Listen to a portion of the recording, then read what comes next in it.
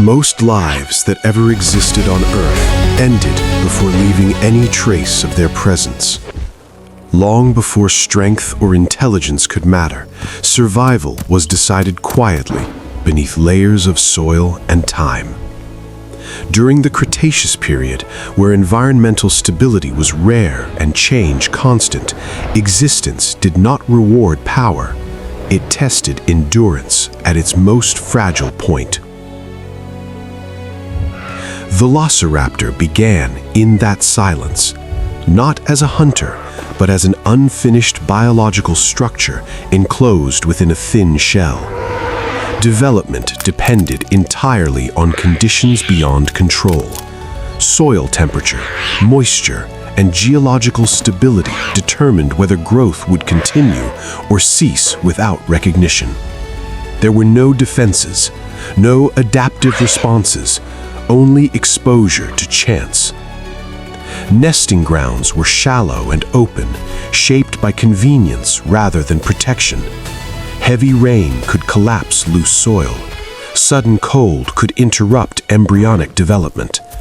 Other animals searched these areas persistently, drawn by the nutritional value of eggs.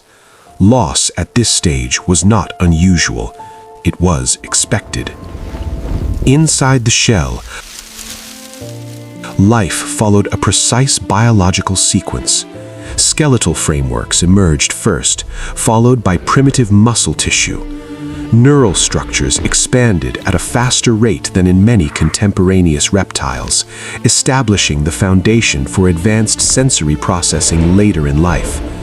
At this stage, potential existed only as structure, not influence. A minor environmental imbalance was enough to end the process entirely. When favorable conditions persisted long enough, pressure built from within. The shell weakened, fine fractures appeared. Emergence did not signal safety. It marked entry into a more dangerous state. A living organism left concealment without preparation for the demands beyond it.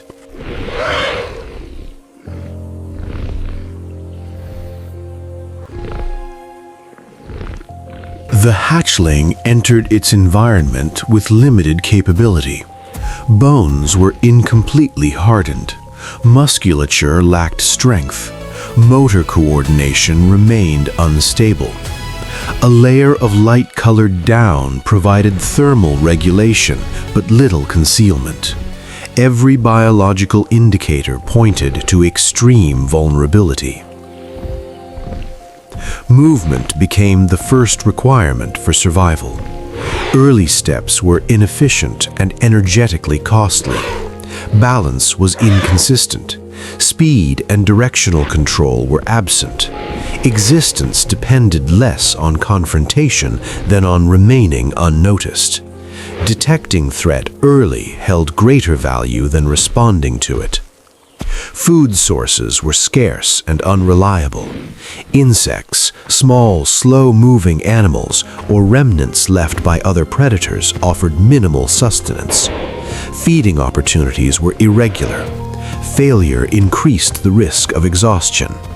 The digestive system continued to mature, limiting what could be processed efficiently. At this stage, a single misjudgment could terminate the entire life cycle. Growth proceeded rapidly but unevenly. The hind limbs lengthened first, improving balance and basic mobility. The tail stiffened gradually, functioning as a stabilizing structure during movement. Feathers thickened and darkened over time, reducing visual contrast against soil and vegetation. These changes were not deliberate adaptations, but passive responses to constant environmental pressure. Neural development accelerated. Environmental signals, sound, vibration, scent, were processed with increasing efficiency. Threat differentiation improved, though errors remained frequent. Individuals unable to adjust quickly often disappeared without leaving evidence of their existence. Those that survived this phase began to change perceptibly. Movement became controlled, reactions quickened, behavior shifted from random exploration toward cautious evaluation. Survival was no longer entirely reactive. A transition toward active engagement with the environment had begun.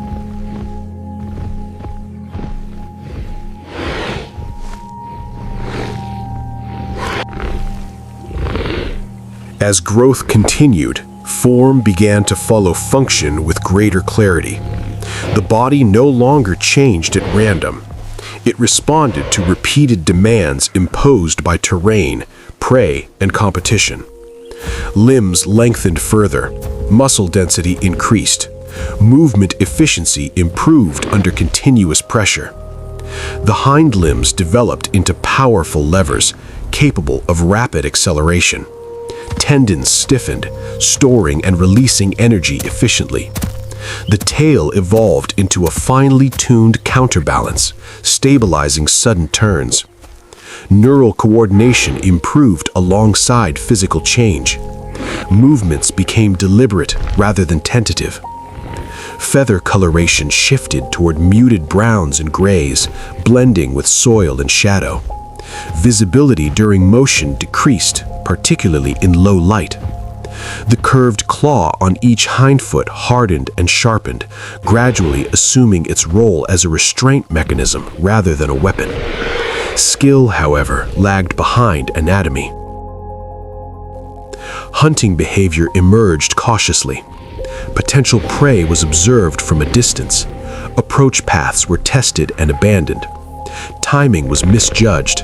Distance miscalculated. Energy was spent without return.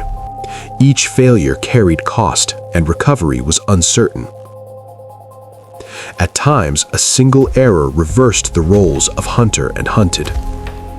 Encounters with other individuals became more frequent. These interactions were brief and rarely cooperative, yet proximity allowed indirect learning. Movements were mirrored, responses observed, patterns absorbed without conscious intent. Occasionally, multiple individuals targeted the same prey through converging opportunity rather than coordination. Survival during this stage favored efficiency over dominance. Those unable to refine behavior gradually vanished from the environment. Over time, growth slowed. The body reached functional equilibrium. Strength, speed, and endurance stabilized.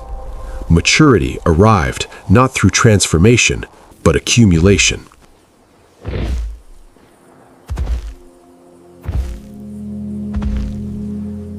At full maturity, Velociraptor occupied a defined ecological role. It was not the largest predator, nor the strongest, but its design favored adaptability. Compact size allowed navigation through complex terrain. Speed enabled rapid engagement and withdrawal. Cognitive flexibility supported decision-making under time constraint. Feather tones deepened further, occasionally carrying muted red or rust hues influenced by environment and age. The body bore evidence of survival. Scars along limbs, uneven feathering, healed damage. These marks were not signs of decline. They recorded sustained exposure to risk. Hunting efficiency peaked. Terrain was used deliberately. Light and shadow became tools. Movement was minimized until commitment was unavoidable. Attacks aimed not to overpower, but to disable quickly. The claw restrained. The jaws inflicted targeted damage. Prolonged struggle was avoided whenever possible. Temporary hierarchies formed between adults. These structures were unstable and situational, influenced by physical condition and access to resources rather than long-term dominance. Challenges occurred without ritual and ended without ceremony. Despite peak performance, stability remained fragile. Environmental conditions continued to fluctuate. Food availability varied unpredictably. Competition intensified as other species adapted to similar pressures. Behavioral adjustment remained possible. Structural change did not. The role was fully realized. The balance it influenced, however, depended on conditions beyond individual control. Decline did not begin with catastrophe. It emerged gradually, embedded within environmental change. Temperature patterns lost consistency. Seasonal rhythms shifted. Plant communities altered structure and distribution, reshaping prey availability. Velociraptor persisted, but equilibrium demanded increasing effort. Familiar hunting grounds yielded less reliably. Successful encounters became infrequent. Energy expenditure rose while return diminished. Older individuals showed the effects first. Reaction time slowed. Recovery from injury lengthened. Scars that once signified experience limited endurance. The margin for error narrowed. The end did not arrive as an enemy. It arrived as environment. Younger generations entered conditions unlike those that shaped earlier strategies. Speed and agility no longer guaranteed success. Competition intensified. Adaptation became incremental, insufficient to counter large-scale change. Decline was uneven. Some populations persisted longer in stable regions, others vanished quickly. No boundary separated existence from extinction. Presence thinned gradually.